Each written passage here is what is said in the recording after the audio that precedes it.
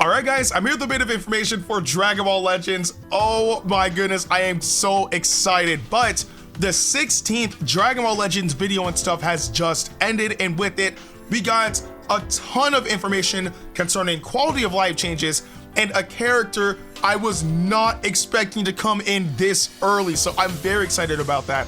But before I get into it, I do just want to, give a quick note. During the video and stuff, they actually, announced that Toshi injured himself. He specifically hurt his back. So for anybody on the Legends team that may ever come across this video, I just want to say that I do wish Toshi the best in his recovery. I genuinely do hope that he will be okay. And now, getting back into the main focus, oh my goodness, the quality of life changes, man. Let's just get right into it. So the very first one is a change coming to how you're able to utilize multi-Z power. Not necessarily in the sense of like they're gonna function differently, but they're going to be easier to use. So to give you guys an example, there are some multi-Z power in the game that you're only able to stock up once, right? And because of that, the excess multi-Z power you would get would go into your presence box. And if you wanted to use that, you would have to go into your original box with all the multi-Z power, use that specific one, then go to your presence box, accept that, go back into the, it was a constant cycle. I'll just put it like that. But now they've streamlined it. So when you receive multi-Z power, you're able to utilize it immediately, which I think is great. So again, you receive it, you go to the presence box. If you're not able to accept it, or if you are able to accept it, you can immediately use it on whoever you want. That way, you can kind of clear out your presence box of all the multi-Z power that's kind of stuck there.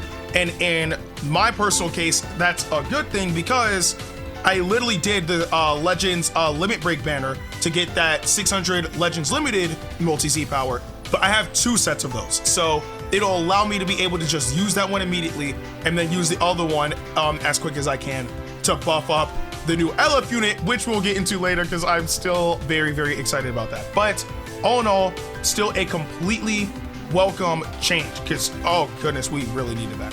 Now, next thing is about missions. Now, during your missions, if you were to, for example, soul boost a ton of characters, right? You would get those mission rewards where, it's like 100,000 boost panels, 100,000, 110,000, however much, right? But you would only get those type of rewards individually. And it took a long time to cycle through all of them to accept them all.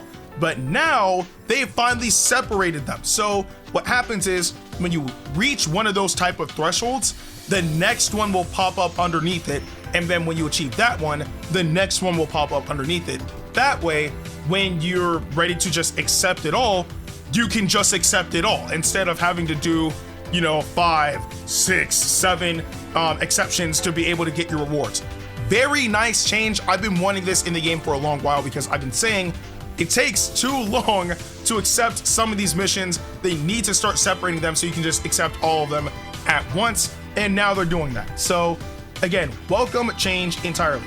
Now, the next one is a very, very quick thing, but it is still a nice quality of life change, is for the Tournament of Power mode, you were only able to check your TP while you were inside the game mode. But now on the home screen, it will show your TP on the bottom of the Tournament of Power icon. So for anybody who's been, trying to figure out if they're even able to continue playing Tournament of Power, it's significantly easier now because you can see it right from the home screen, which is great.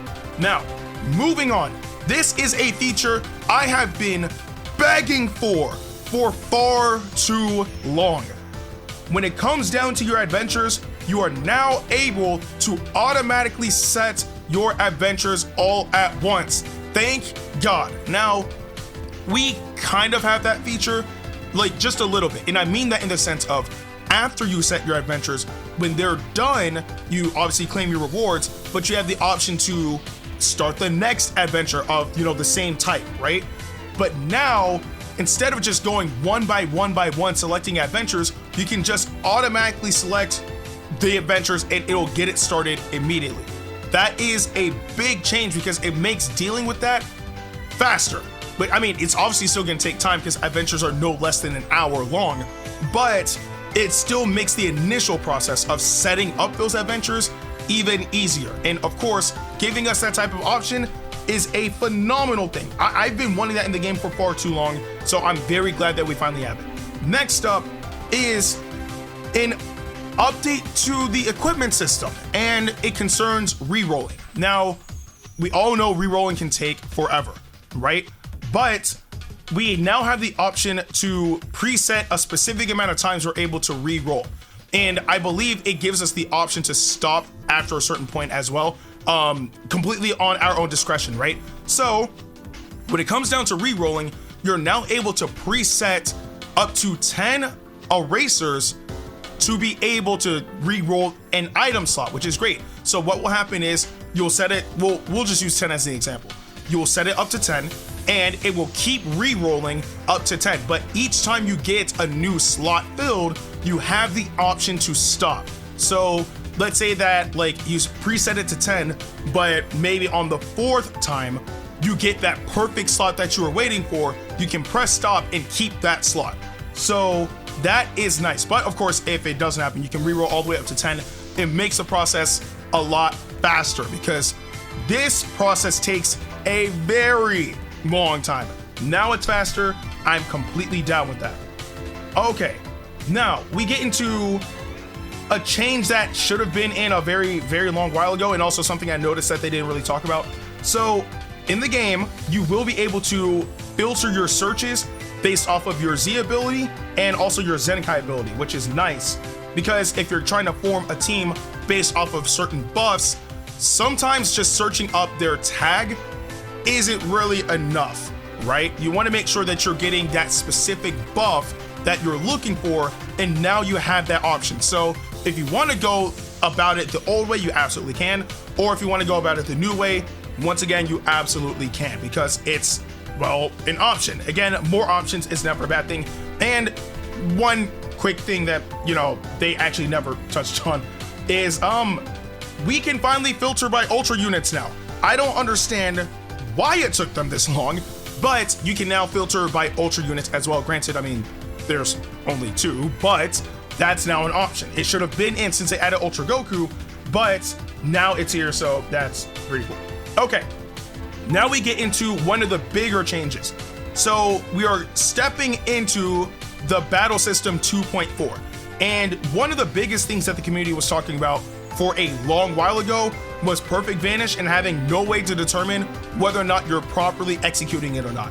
But now you're able to visually see it and be able to hear it as well. So when you perfect vanish, a type of flash effect forms around your character and a sound effect will also play. And if that happens, that is the ultimate indicator that yes, you have just activated perfect vanish. And of course, we all know the benefits of perfect vanish. If you're able to perfect vanish, you're able to follow up immediately without having to worry about the opponent, you know, being able to get out of the way. So yeah, just having that indicator does make things easier because, and we've all been through this, like when we have an opponent perfect vanish, it's frustrating because it's like, how in the world, right? But now you can now see it and you can hear it. So you can start trying to fit your, well, I won't say fit your playstyle, but you're now able to try to properly gauge when they're going to try to execute something like that, right? But they're also making other changes to PvP as well. And if I'm not mistaken, because you gotta also cut me some slack, because again, like they were also struggling with English, so I'm trying to remember off the top of my head. But there were other changes that they're trying to make to PvP as well. And one of the main things was about how the game is really defensive, right? Let's be honest, the meta in the game right now is to float to like long range and then wait out your opponent and then counterattack. It's been that way for a very, very long while, but now they're trying to figure out a way to, I guess, make it a bit more offensive, if you will. Like we've had metas like throughout the various years of it being too offensive, too defensive, etc., etc. Right now it's too defensive, so they're gonna try to find a balance. And not only that, they also mentioned that they're going to start putting combo compensation on any type of combo, right? And the main reason is because, or at least from how they were trying to explain it, so hopefully I'm explaining this right, but based on how people's playstyles are, your combo compensation should have been happening no matter what type of way you play the game. So how they're gonna execute that, I have no idea, but hopefully that'll balance things out, because there are some characters out there that keep combos going for a very, very long time, and combo compensation doesn't really take effect. So now they're gonna try to standardize that, so that way it doesn't matter what you do, combo compensation will happen. So there's that. And of course, there's gonna be more changes coming as well. Now, we get into the big portion of this, all right? The first one, I'm not gonna dwell on because there really were no details on this unit like that, but I covered this yesterday anyway. We're getting Zenkai KAUBA. Like, he's coming soon. I believe he has buffs that help out Vegeta. So there's really that, not really much to talk about. If you want to know my initial thoughts, I made a whole video about that yesterday. Go ahead and check that out. But we get into the unit. I am so excited that we're finally getting in the game, and we're getting him very early. But we are getting Super Saiyan Blue Evolution Vegeta. Oh my goodness. Now, the reason why I'm so excited for this is because I was not expecting this to happen this soon.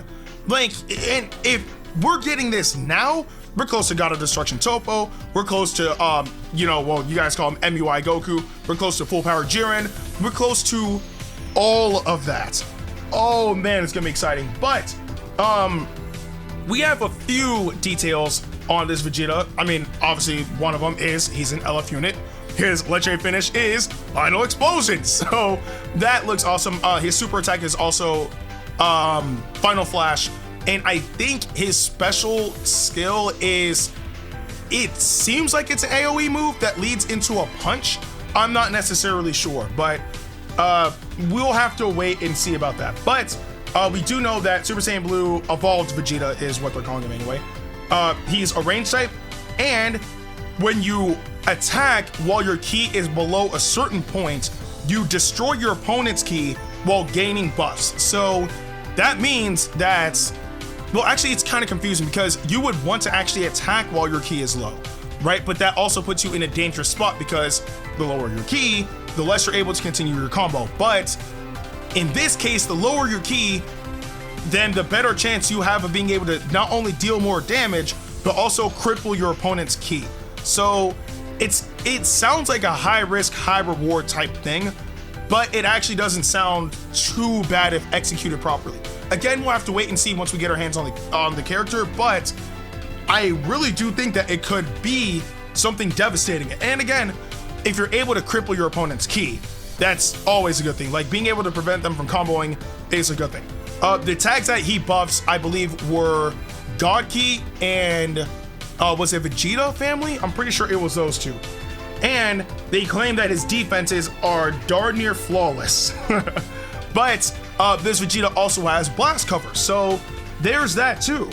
Man, I can't believe we're finally getting this unit, man. It's been a very long time coming, but we're finally getting Super Saiyan Blue Evolved Vegeta, and I am extremely excited. I'm trying to decide if I want to go 20k or if I want to go 30k, because this is a hype unit. Like, look, if you're not using your crystals on this unit, something is wrong.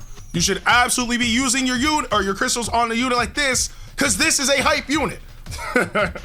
But that was practically everything that was announced in the Dragon Ball Legends video and stuff, number 16 specifically. But I do want to know your guys' thoughts on all of this in the comment section below. But with that being said, I'm Ndukauba. Like, share, and subscribe, and I'll see you guys in the next video.